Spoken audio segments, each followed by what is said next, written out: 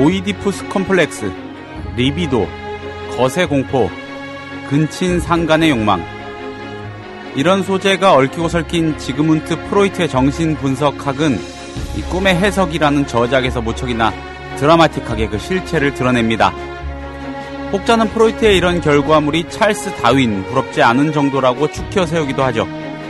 비평가들은요, 프로이트가 트라우마와 여성 혐오 성향, 남성 우월주의에 사로잡힌 괴물에 지나지 않는다고 깎아내리기도 합니다. 갖가지 갈래의 평가와 비난과는 별개로요, 꿈을 통해 무의식의 세계를 건드리는 이 어딘지 모르게 신비로운 프로이트의 이야기 앞에서 많은 사람은 그만 허물어지고 맙니다. 국민TV 라디오 30분 책 읽기 10월 16일 수요일 순서 시작합니다.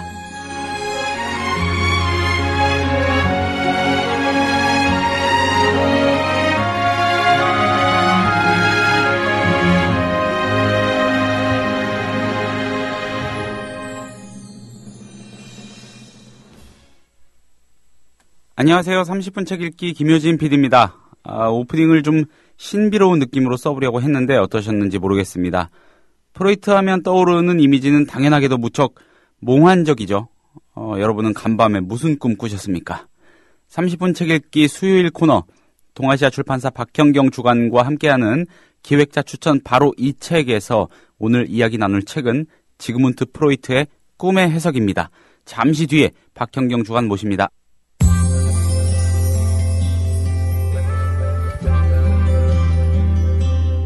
매일 아침 이 책 한 권.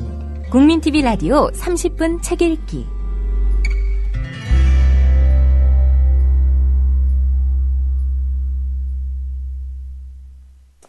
주간님 안녕하세요. 네, 안녕하세요. 네, 한 주 동안 잘 지내셨죠? 네, 잘 지냈습니다. 네, 오늘 무게감이 굉장한 책을 소개해 주시려고 갖고 나오셨군요. 네, 고전이고요. 네. 그 인트로에서 얘기해 주셨듯이 지그문트 프로이트의 꿈의 해석이라는 책입니다. 꿈의 해석. 네. 예. 그러고 보니까 고전. 그쵸, 이것도 고전이죠? 엄청난 고전이요. 1900년에 예, 시작된 책이고요. 네.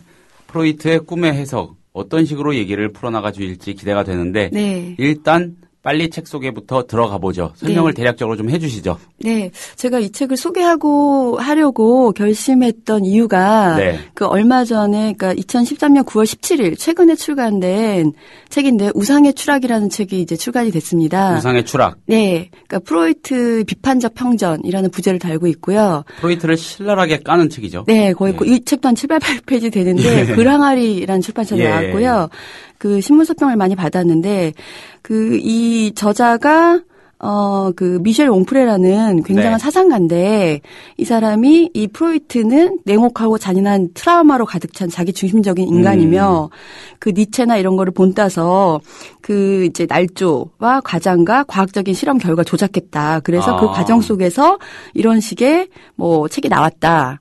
여러 프로이트 연구가 나왔다. 이러면서 아주 신랄하게 비판하는 조목조목 비판하는 책이라고 합니다. 그래서 저도 이제 읽어보려고 하는데 이 책을 읽기 전에 독자 여러분께서 프로이트를 알지 못하고 이런 책만 먼저 접하시면 너무 억울하시고 잘못된 편견을 갖게 되지 않으실까 이런 그 생각이 들었고 저는 프로이트를 굉장히 재밌게 읽은 사람의 한 사람으로서 소개하고 싶었습니다.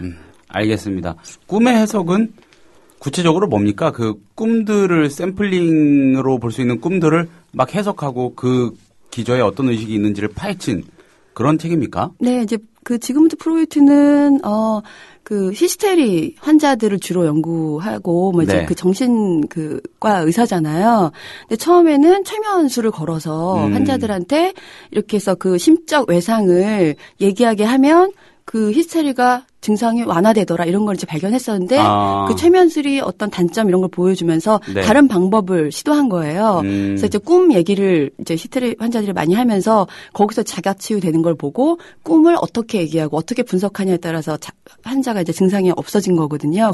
꿈을 얘기하고 그거에 대해서 이야기를 나누는 것 자체로요. 네. 그 심적 외상이라는 건 겉으로 드러나지 않는 무의식에 이제 갇혀 있었던 건데 꿈에서 그게 발현이 되고 그거를 자기가 생각해서 꿈꿈이 이렇게 얘기하면서 그걸 이제 의사가 분석을 해주는 거죠.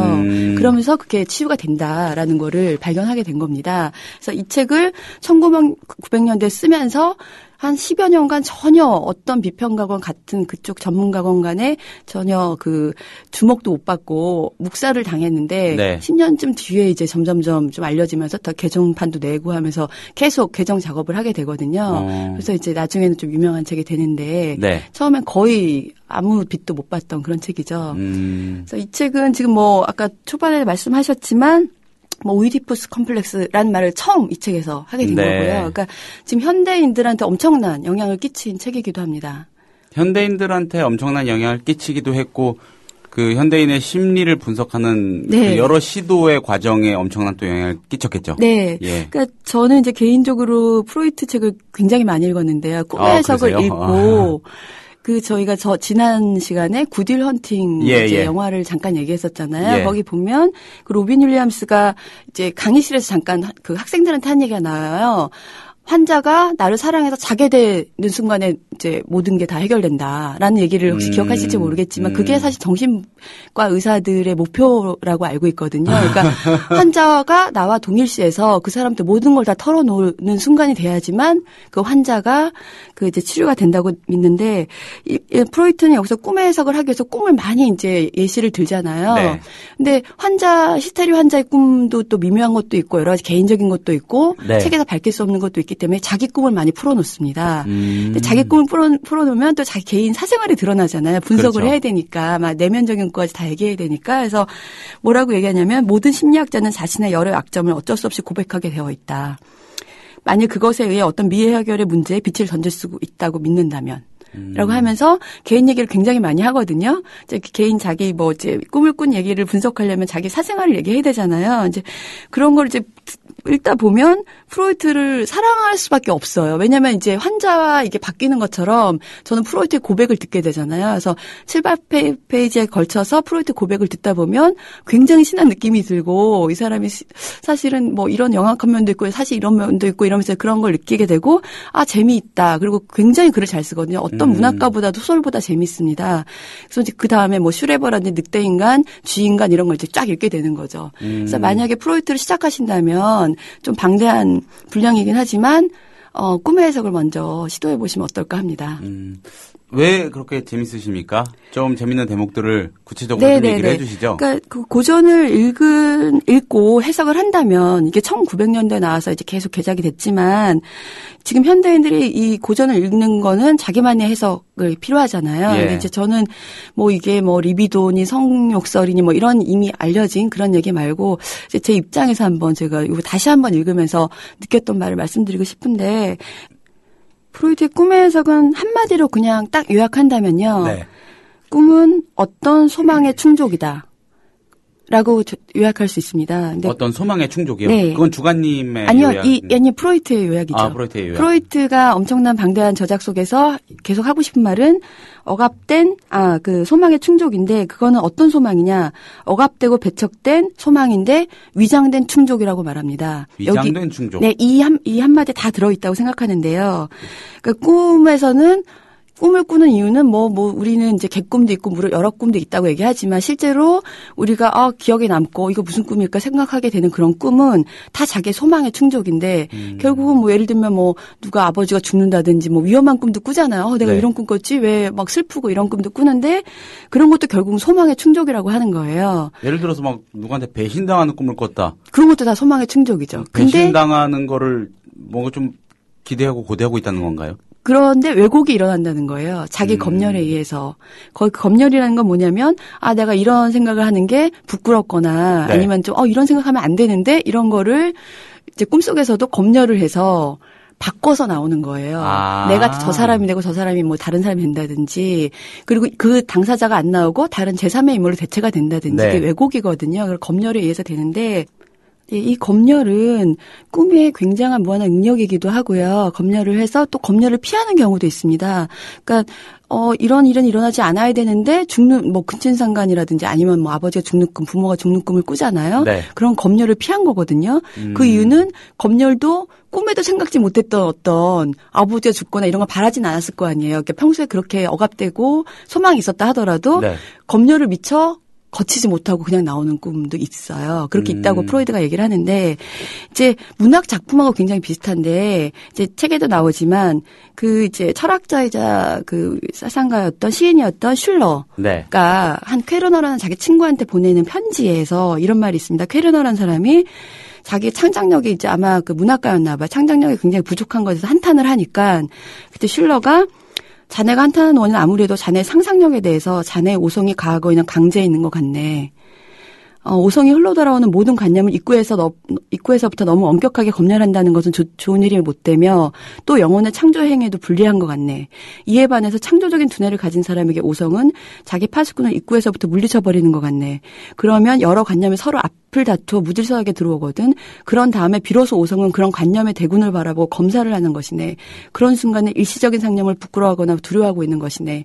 그러나 그러한 상념이야말로 모든 독창적 예술가들을 찾아볼 수 있는 것이며 그 상념이 오래 지속되느냐 짧게 끝나느냐 하는 것이 사고한 예술가와 그냥 꿈만 꾸는 그런 사람들과의 차이인 것이다. 근데 이게 지금 꿈과 똑같거든요. 이제 이게 꿈에서는 이런 대단한 대가들의 문학가 같은 일을 꿈이 하고 있는 거예요.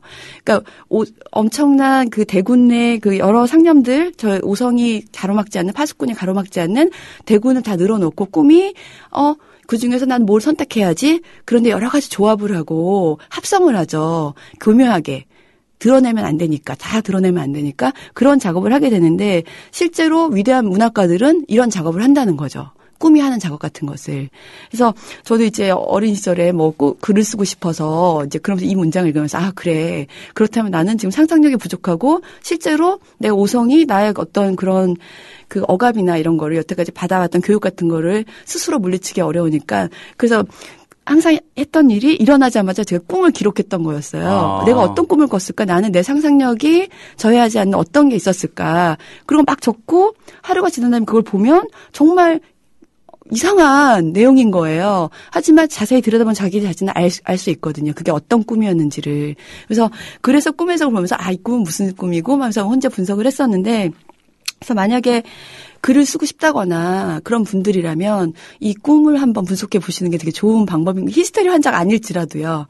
그랬으면 좋을 것 같고요. 그래서 이제 여기에 문학 작품 얘기가 나옵니다. 예를 들면 소포클레스의 비극인 오이디푸스 왕이 나옵니다. 그래서 오이디푸스 컴플렉스란 말이 처음 처음 쓰이는데 다 아시겠지만 오이디푸스의 전설은 그 신탁을 받고 그 자식이 아버지를 죽일 것이다. 라는 신탁 때문에 그 라이오스 왕이 오이디푸스를 버리게 되죠.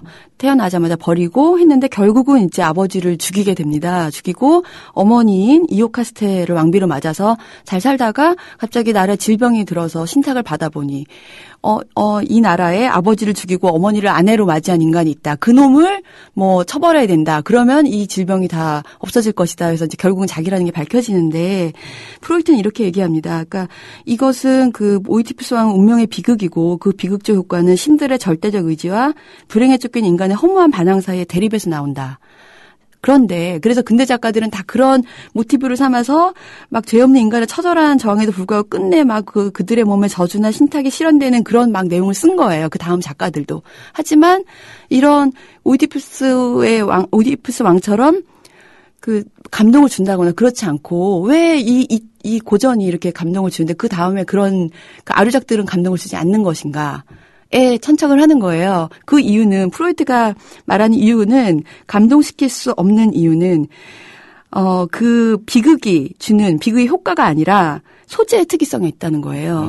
결국은 그의 운명이 우리들에게도 우리들의 운명일 수도 있고 그 신탁이 우리한테 내린 저주일 수도 있다는 거죠. 그 신탁이 무엇일까요? 결국은 최초의 성적인 마음이 어머니한테 가 있고 그리고 최초의 증오와 난폭한 소망이 아버지한테 있다는 것을 우리 인정하고 싶지 않지만 결국은 이런 게 있었어 라고 느끼기 때문에 감동을 느낀다는 겁니다. 그렇지만 우리가 이제 그 평소에 이 프로이트는 그렇지만 정신 노이로제 환자가 되지 않는 한 그런 충동이나 질투심, 아버지에 대한 질투심 그런 걸 없이 살잖아요. 네. 그래서 그 오이디푸스 전설에서는 어른들한테 혐오감을 불러일으키기 위해서 공포와 자기 징벌을 그 내용 속에 끌어들여야 한다고 합니다. 꿈에서도 마찬가지거든요. 근데 저는 이 대목을 읽으면서 카프카 변신이 생각났는데 카프카 같은 경우에 이제 그 아버지가 굉장히 자수성가한 그리고 빈틈없고 현실적인 그 독선적인 아버지였잖아요. 그래서 카프카는 계속 아버지한테 어떤 그 피해 의식과 그 아버지가 그 법과를 다니라고 해서 법학을 전공하고 평생을 보험회사의 직원으로 일하면서 죽기 2년 전까지 계속 낮에는 일을 하고 밤에는 글을 썼거든요. 그러니까 그리고 그래서 변신 같은 경우에는 그러니까 뭐 아버지의 그 어떤 그 기대감 그리고 자기가 뭐 부양해야 된다는 기대감에서 굉장히 괴로워하다가 그러니까 변신을 쓴 것 같은데 거기 보면 어느 날 갑자기 자기가 갑충으로 변해서 네. 그래서 가족들이 자기를 부양하게 되잖아요. 하지만 징그러운 모습으로 되어 있잖아요. 결국 이제 죽게 된 이제 여동생에서 죽이자 해서 죽는데 그냥 내가 이런 무의식, 나는 이제 글을 쓰고 싶은데 계속 일을 해야 되고 아버지 눈치를 봐야 되고 하는 거에서 벗어나려면 벌레가 된 수밖에 없는 거예요. 그러니까 검열이 일어난 거죠. 그렇게 자기를 굉장히 혐오감스러운 인물로 바꿔버리고 결국은 그 가족들이 나한테 내가 식객이 되는 그런 거를 보여준다고 저는 봤거든요. 그래서 이제 예를 들면 또 여기서 햄릿 얘기가 나옵니다. 네. 햄릿 같은 경우에 이제 저는 이제 영문과를 나왔기 때문에 햄릿을 학교 때도 이제 공부를 했지만 그 햄릿의 성격에 대해서 햄릿이 이제 자기 아버지를 죽이고 백부가 삼촌이 자기 어머니를 차지해서 왕이 돼요. 그래서 꿈에 자꾸 이제 그 아버지의 망령이 나타나서 그 부왕을 죽여라. 너 원수다. 이렇게 얘기하는데 햄릿은 계속 망설입니다.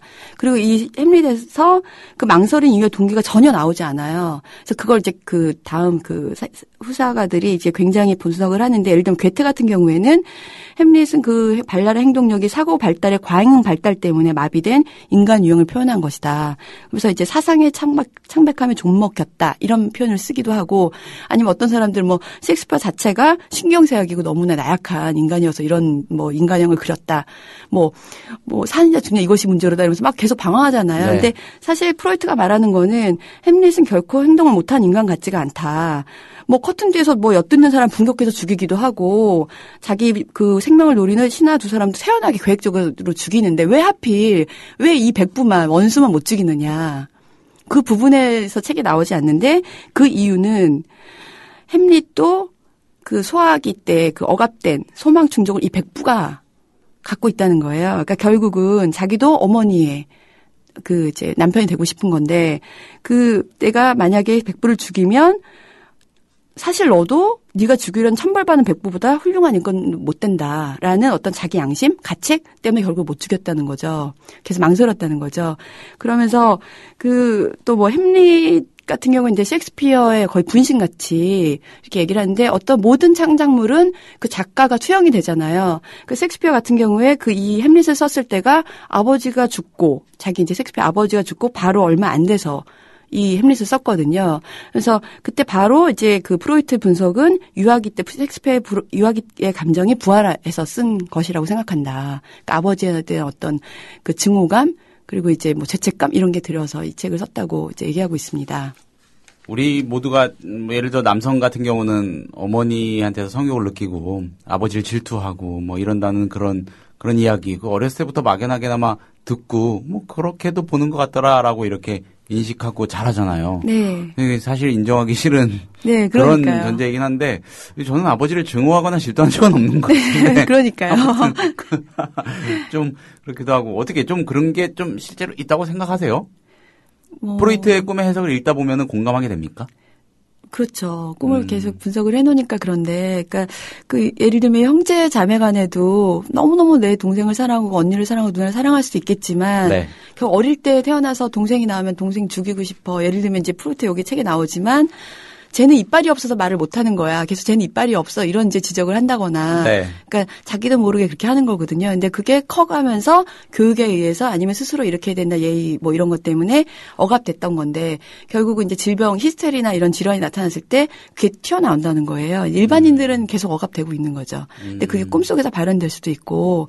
그러니까 예를 들면 이제 아버지가 동생이 죽는 꿈이나 조카가 죽는 꿈을 꿨다. 그럼 너무 슬퍼서 울었는데 깨고 나서 난 그런 소망을 가진 적이 없는데 왜 이런 꿈을 꿨습니까? 그럼 분석을 해보면 전에 어떤 사람이 죽었는데 그 자리에 자기가 사랑하는 사람이 문상을 온 거예요. 그럼 이 꿈에서는 이 조카가 죽으면 이 사람이 또 문상이 오지 않겠나. 그 사람을 보고 싶은 꿈이라는 거죠, 결국은. 그런 소망이 나타나서 이 조카가 죽어야 된다. 이렇게 된 건데 조카가 죽길 바란 건 아니었고요. 그런 식으로 분석을 하게 됩니다. 두 가지 정도가 생각이 드는 것 같아요. 첫째는 일단 아무 꿈도 안 꾸고 네. 푹 자는 게 제일 좋은 거 아닌가. 이런 생각 그러니까 그렇게 생각하잖아요. 근데 예. 이제 꿈의 해석 이 책에 보면 예. 모든 꿈은 그 잠을 좋게 하기 위해서 방해하지 않기 위해서 꾸는 거래요. 그렇군요. 네. 그러니까 예를 들면 갑자기 뭐 너무 화장실 가고 싶다. 꿈꾸면서. 근데 꿈속에서 화장실 막 가잖아요. 네. 그러면 이제 어느 정도 안정이 되고 있다가 나중에 결국 이제 못 참고 일어나기도 하지만 꿈을 방해하지 않기 위해서 그런 꿈을 꾼다고 하는 거거든요. 잠을 방해하지 않기 네, 위해서. 그리고 이런 소망 충족의 꿈이라고 하는 건 두려운 꿈이건 위험한 꿈이건 낮 동안에 굉장히 나를 괴롭혔던 심적인 문제, 억압됐던 문제들이 꿈을 통해서 발현되면서 이제 어느 치유가 되고 이러는 겁니다. 소망 충족을 대신 이뤄주는 겁니다. 그렇군요. 예. 또 한 가지 생각은요. 이 서두에도 말씀을 해주셨지만은 꿈은 상상력의 보고인 것 같긴 해요. 네. 꿈에서 만났던 그 요상하고 다채로운 이미지들을요. 네. 진짜 명확하게 기억해내가지고 네. 그 장면들을 아주 드라이하게 묘사만 잘하고 조금만 다듬을 수 있다면은 네. 그거는 딱 책으로 내놓으면은 그래서 제가 꿈을 그 다음날 일어나서 그게 꿈을 자꾸 기록해버릇해야지 꿈도 꾸고 생생하게 기억하고요. 잊어버리고 살면은 계속 잊어버리고 살더라고요. 한번 해보세요. 그 추상화 같은 작품이 만들어질 것 같은데 네. 그럼 또 얼마나 많은 비평가들이요. 네. 여기는 어떤 상징이 숨어 있는 거다 이렇게 또 줄을 달아주겠습니까? 그러니까요. 그래서 예. 제가 실제로 그거를 한번 꿈을 꾸고 좀 기억에 남는 걸 단편으로 한번 써봤었거든요. 예. 근데 어디한테 보여주기도 힘들게 왜냐하면 제 무의식이 드러난 거였잖아요. 가공 네. 없이. 네. 너무 두렵고 누구한테 보여주기가 굉장히 무서웠어요, 사실. 그 글 자체가 너무 무시무시한 글이었거든요. 그거를 한번 소개해 볼까요? 책 읽기에서. 아니요. 그러면 안 돼. 너무 무서운 꿈이었습니다. 자, 시간이 얼마 남지는 않았는데 궁금한 게 있거든요. 네. 꿈이면은 다 분석의 대상이 됩니까? 언제 꿨던 어떤 시점에 기억에 남기 시작했던 것이든 어떤 유형의 꿈이든 다. 이 프로이트는 바로 어젯밤 꿈이나 2, 3일 내의 꿈이라고 얘기하고 있습니다. 옛날 꿈을 뭐 분석하고 이런 건 아니고요.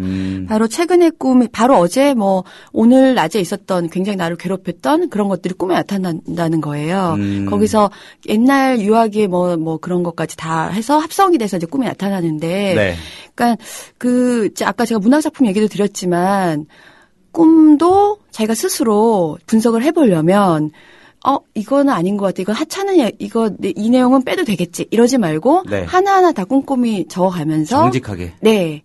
그렇게 하면은 좋다. 이런 얘기를 하고 있습니다. 근데 가끔 그런 경우 있잖아요.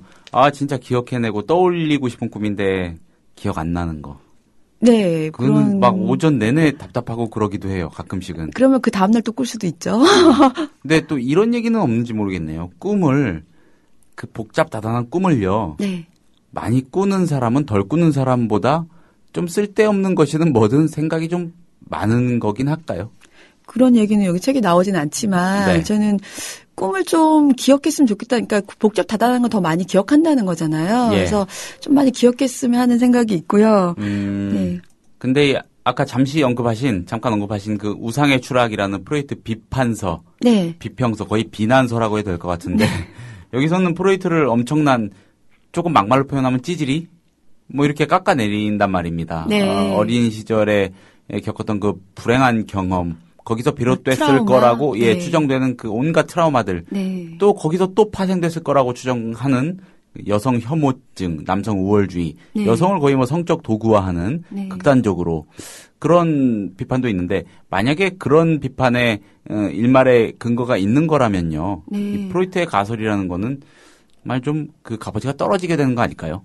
네, 여성 비하적인 게 있는지는 잘 모르겠습니다. 그러니까 제가 꿈의 해석 이외에 다른 늑대 인간, 쥐인간 다 네. 읽어봤지만 강박증이라든지 편집증이라든지 노이로제 환자라든지 이런 이제 여러 가지 이제 관련된 책을 쓰잖아요. 네. 그리고 꿈의 해석도 여성 비하 이런 거 전 제가 못 봤거든요. 그런 내용을. 그래서 이제 제가 그 미셸 옹프레의 우상의 추락을 읽어봐야 되겠지만 네. 정기적 삶을 세밀하게 복원하면서 그 이론의 궤적을 밟아가면서 다 해부하면서 비판을 했다고 하니까 이제 읽어보고 싶은데, 그럼 지금 말씀하신 부분은 좀 너무 과장된 부분이 아닌가 이런 생각이 들거든요. 그렇군요. 근데 뭐 그렇게 또 전기적 삶을 다 밟아가면서까지 비판을 했을까요? 20세기에 엄청난 영향을 끼친 사람이고, 그런 사람의 책이고, 이제 프로이트도 자기의 가장 위대한 업적이라고 한 책이 꿈의 해석이거든요. 그래서 이제 지금 현재 독자분들도 이 책을 읽어보면 그 가치를 아시지 않을까 생각합니다. 하긴 문학적인 어떤 학문적 가치를 띠는 작품들의 상당수는 비평서죠. 네. 이거를 분석하고 비평하고 깐 거. 그렇죠. 제대로 까면은 박사학위도 받고. 그렇죠. 그러는 거 아니겠습니까? 창의적인 행동을 못하는 사람들이 까는 거죠. 못하니까 질투심해요. 그렇게 말씀하시면 수많은 비평가들은 어떡합니까? 어쩔 수 없죠. 네, 어쩔 수 없다십니다. 뭐 별 수 없죠, 뭐. 예. 네, 비평도 제 창작이라고 얘기하실 수도 있으니까요. 네, 그렇게 인정하는 걸로 하겠습니다. 예, 혹시라도 저는 비난하지 마시고요. 우리 박형경 주관님의 생각이니까 저는 그런 거보다 하는 제2의 거고요. 창작이라고 생각합니다. 저는. 알겠습니다. 오늘 프로이트 만만치 않은 책인데 호기심을 충분히 갖게 만들어주신 것 같아서 잘 들었고요. 네. 고맙습니다, 주관님. 네, 감사합니다. 다음 주에도 재밌는 얘기 기대하겠습니다. 네.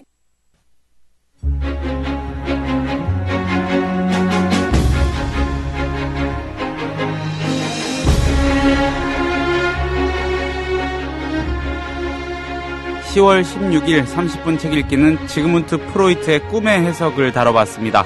오늘도 여전히 귀 기울여주신 여러분 감사합니다. 그리고 내일부터는 인상적인 꿈 꾸셨으면은 한번 기록해 두셨다가 복귀하셔가지고요. 그게 좀 모이면은 그거 가지고 꿈의 해석 한번 읽어보시죠. 예, 저는 내일 다시 인사드리겠습니다.